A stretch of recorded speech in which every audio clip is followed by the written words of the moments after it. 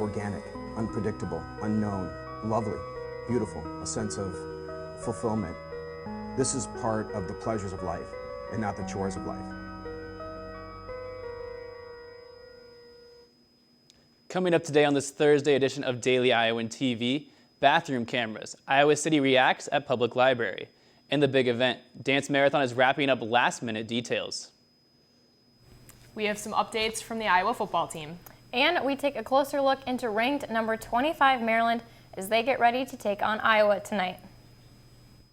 All that and more is coming your way. You're watching Daily Iowan TV.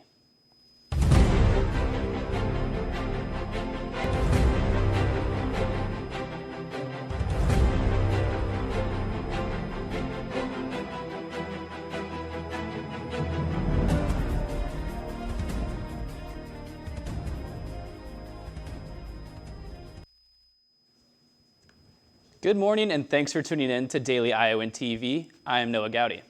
The University of Iowa student government is continuing their efforts to create more awareness for mental health. Last semester, University of Iowa Residence Education created a new counseling position to serve students living in the residence halls. The goal was to reduce wait times for students trying to access mental health care. Due to overwhelming demand from students, Residence Education is creating a second embedded counselor position. UISG President Rachel Zuckerman said in a Facebook post, "This is yet another victory for students to be proud of. Thank you to everyone who continues to share their stories of mental health struggles to make these victories possible." The new position will be filled this year. The American Civil Liberties Union of Iowa is representing a UI student after they filed a complaint about cameras in the Iowa City Public Library bathrooms. They requested that the libraries remove these cameras. Daily Iowan TV reporter Ryan Scott spoke with both the Iowa City Public Library and the American Civil Liberties Union to find out more. The Iowa City Public Library came to the pedestrian mall in 2004. A year later, the library installed security cameras in all areas of the building, including the bathrooms. They've been there more than 10 years, and in the course of 10 years, it seems like every couple of years, someone raises the issue about the security cameras, particularly in the bathrooms. The ACLU, however, feels that these cameras could violate the privacy of library patrons. When people go into a bathroom, they should have a reasonable expectation of privacy. The ICPL stresses that the cameras located in bathrooms do not look into stalls and only record those near the sinks. They have helped us make arrests, work with the police and make arrests based on theft of library materials. An assault that occurred in a restroom was investigated and aided by the security camera footage. At the very least, the ACLU asked the library to update their signs. In the complaint, the student talks about the signs being unclear as to whether or not the cameras are inside the bathroom or in the general area around the bathrooms. Now you can see one of those signs behind me here saying very simply, security cameras in use. Certainly, if there's anything about our operation that is illegal, the city attorney would alert us to that and we would comply immediately. The Iowa City Public Library does not intend to remove the cameras or replace the signs unless prompted to by the Iowa City City Attorney. Reporting from Iowa City Public Library, Ryan Scott, Daily Iowan TV. We have an update on the construction in Iowa City. Madison Street traffic heading north is now down to one lane between Court and Burlington Streets until the end of July. The 200 block of Washington is completely open to traffic, but additional paving and traffic signals will not be put up until later this spring. The traffic light in the area will be being updated throughout the winter. And the Iowa City Gateway project is still in full swing. The Iowa City Gateway project is working to raise Dubuque Street and the Park Road Bridge. The new traffic control changes are being brought in that will change the northbound lanes. And finally, bus routes in Iowa City are changing. The North Dodge night, and weekend bus routes are not servicing Northgate Drive.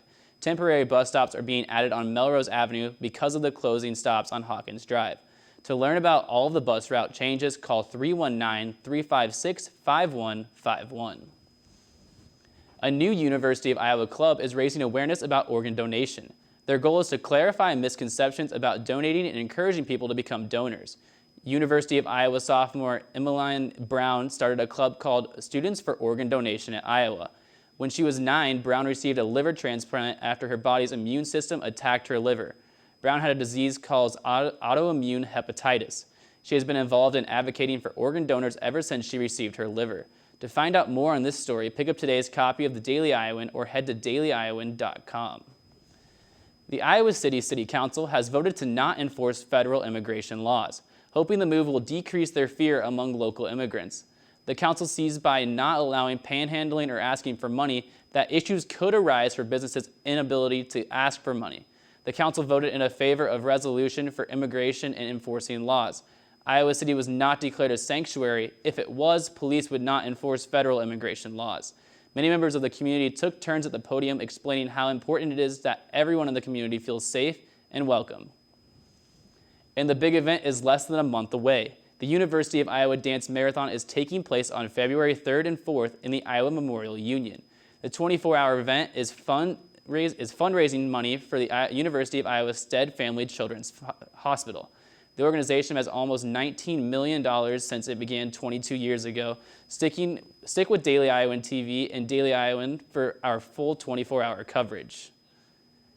This semester may have started out with an ice storm, but yesterday's warm weather and sunny skies made up for that. I'm hoping this warm weather stays about the same, but let's check in with Alexis Tansey in the weather studio to find out more. Alexis?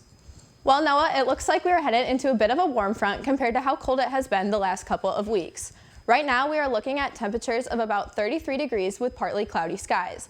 By this afternoon, temperatures will warm up to about 40 degrees, but do not forget to carry your umbrellas today as there is a 75% chance of rain around 1 p.m. The rain will continue into this evening as temperatures remain in the upper 30s. Now, let's take a look at our 6-day extended forecast. As our first week back in class wraps up on Friday, temperatures will be in the low to mid 40s with fog and clouds all day. Saturday will be a beautiful day with sunny skies and a high of 50 degrees.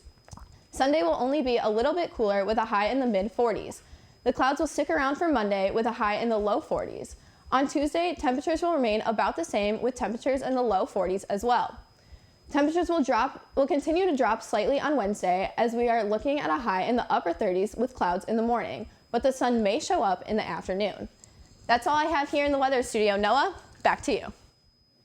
Thanks, Alexis. A proposed bill in Iowa is focusing in on abortions. The bill, written by Senator Mark Chelgren, would allow women who suffer emotional distress after an abortion to sue the doctor who performed the procedure. The proposed bill, Senate File 26, is facing strong opposition from Planned Parenthood of the Heartland. Planned Parenthood says there are many studies that show that only a small percentage of women regret their abortions. Anti-abortion groups responded with research that women do suffer from abortion-related emotional distress, sometimes years after. The proposed legislation passed with a 2-1 vote. The Old Capitol Museum is highlighting the work done by both the Physics and Astronomy Department in a special exhibit entitled Hawkeyes in Space, UI Physics Past and Present.